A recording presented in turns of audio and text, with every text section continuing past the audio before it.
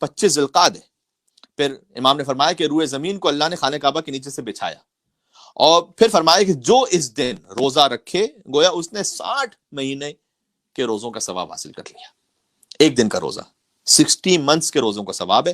اور پھر آپ نے یہ بھی فرمایا کہ روایت کے مطابق کہ قائم آل محمد کا ظہور اسی تاریخ سے شروع ہوگا. یہ ایک روایت یوں بھی ہے. اچھا، روزہ اتنا افضل ہے کہ 60 مہینے کے دنوں کا ثواب ہے ایک روزہ رکھ لینے سے. لہٰذا سب سے پہلا کام تو آپ نے روزہ رکھنا ہے.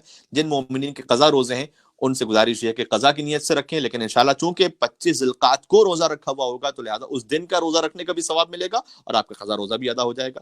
جن کے قضا روزے نہیں ہیں الحمدللہ وہ مستحب کی نیت سے روزہ رکھیں. جب اتنا اہم عمل ہے روزہ رکھنا، 60 مہینوں کی عبادت کا ثواب ہے. ایک ہمارے بہت گریٹ عالم گزرے مرحوم میر داماد رضوان اللہ علیہ، انہوں نے کتاب لکھی ہے، بلکہ ایک رسالہ ہے چھوٹا سا، رسالۃ 4 ایام، 4 دنوں کا رسالہ، یعنی 4 دن پر فقط اس میں بات کی ہے. یہ وہ 4 دن ہیں کہ جن میں سب سے زیادہ روزہ رکھنے کی تاکید ہے پورے سال میں. تو وہ لکھتے ہیں کہ دحوالارض میں جو روزہ رکھنا ہے وہ مثلا 60 مہینوں کے روزے کے برابر ہے. بعض روایات میں 70 سال کے روزے کے برابر ہے. بعض روایات میں 70 سال کے گناہوں کا کفارہ ہے. سب سے اہم عمل اس دن روزہ ہے. تو روزہ تو ضرور رکھیں انشاءاللہ.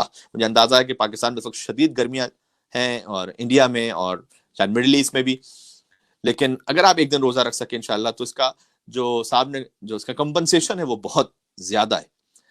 ان سب کو بیان کرنے کے بعد کہ اتنی تاکید ہے روزہ رکھنے کی، مرحوم میر داماد اپنی اس کتاب میں لکھتے ہیں کہ افضل الاعمال المستحبہ وآکد الاعمال المسنونہ، لیکن روزے سے بھی افضل ایک مستحب عمل اور تمام سنتی اعمال سے بھی زیادہ تاکید جس عمل کی ہے 25 ذوالقعدۃ الحرام یعنی یوم دحوالارض، وہ زیارت امام علی ابن موسیٰ رضا علیہ السلام کی ہے. اللہم صلی علی محمد وعلی محمد. مولا رضا علیہ السلام کی زیارت ان تمام سے افضل ہے. سبحان اللہ. یعنی 25 ذوالقعدہ آپ نے ضرور امام رضا علیہ السلام کی زیارت پڑھنی ہے. اور ہم نے یہ بھی ارادہ کیا تھا کہ انشاءاللہ ہم آپ کے سامنے ابھی ایک مختصر زیارت امام رضا علیہ السلام کی جو ان پر درود ہے وہ پڑھ لیتے ہیں، آپ کے سامنے شیئر بھی کرتے ہیں کیونکہ یہ ویڈیو ریکارڈ ہو جائے گی. کل آپ اسے دوبارہ دیکھ کر اس حصے کو امام رضا علیہ السلام کی کم سے کم مختصر زیارت یہ ضرور پڑھ لیجیے گا جو ابھی آپ کے ساتھ یہاں پڑھیں گے ہم. تو آج بھی پڑھ لیں، ثواب تو ہے بہرحال امام رضا علیہ السلام کی زیارت کا، اور کل بھی پڑھیں اسے، اور جن کے لیے پرسو ہے دحوالارض وہ پرسو بھی پڑھیں انشاءاللہ اسے. مجھے پتا ہے کہ شاید تھوڑا سا ایک چھوٹا اس میں نظر آ رہا ہوگا، لیکن آپ اس کو اگر غور سے دیکھیں، صلوات خاصہ امام رضا یعنی امام رضا علیہ السلام پر مخصوص صلوات. اللہم صلی علی محمد و آل محمد، اللہم صلی علی علی ابن موسیٰ الرضا المرتضی الامام التقی النقی وحجتك على من فوق الأرض ومن تحت الثرى الصديق الشهيد صلاة كثيرة تامة ذاكية متواصلة متواترة مترادفة كأفضل ما صليت على أحد من أوليائك.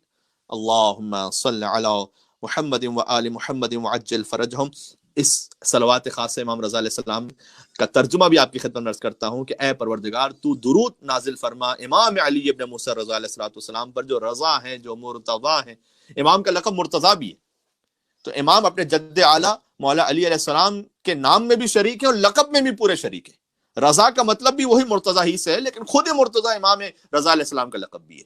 تو امام ان پر درود ہو کہ جو رضا ہے، جو مرتضی ہے، جو امام ہے، جو تقی ہیں. سبحان اللہ. اس خاطر ہے کہ جہاں یہ کہنا درست ہے کہ اولنا محمد، اوسطنا محمد، آخرنا محمد وکلنا محمد، یہ کہنا بھی درست ہے کہ اولنا علی، اوسطنا علی، آخرنا علی وکلنا علی. ہمارا اول بھی علی ہے، ہمارا اوسط بھی علی ہے، آخر بھی علی ہے، ہم سب کے سب علی ہیں. ہمارا اول بھی محمد ہے، اوسط بھی محمد ہے، آخر بھی محمد ہے، سب کے سب محمد ہیں. اسی طریقے سے ائمہ کے القاب بھی بالکل ایک دوسرے کے ساتھ ملتے جلتے کہ کلنا نور واحد، ہم سب کے سب ایک ہی نور سے ہیں. یہ تو کسی امام کی زندگی میں کوئی صفت زیادہ واضح ہو گئی، ظاہر ہو گئی زیادہ، لہٰذا اس امام کے لیے وہ لقب منسوب ہو گیا جو اللہ سبحانہ و تعالیٰ کی طرف سے. امام تقی علیہ السلام نوے امام کا لقب سمجھا، لیکن امام رضا کا لقب بھی تقی ہے. آگے فرمایا النقی، امام رضا علیہ السلام کا لقب نقی بھی ہے. تو امام تقی بھی ہیں، امام نقی بھی ہیں. وحجتک علی من فوق الارض ومن تحت الثری، اور اے مولا آپ حجت ہیں اللہ کی جو کچھ زمین سے اوپر ہے اور جو کچھ گہرے سمندروں میں ہے، سب پر حجت ہیں آپ.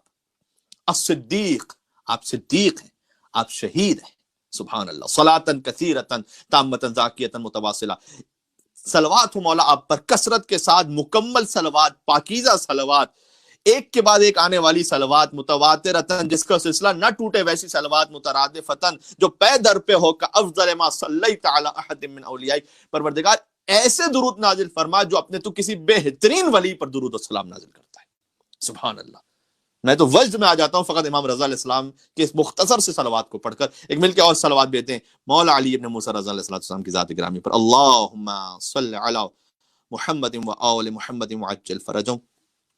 تو آپ سے گزارش یہ ہے کہ انشاءاللہ آپ اسے کل سن لیجئے گا اس حصے کو، اور اس صلوات کو اور اس کے ترجمے کو ایک مرتبہ پھر سے سن لیجئے گا. تو امام رضا علیہ السلام کی زیارت 25 ذی القعدہ سب سے افضل اور اہم عمل ہے.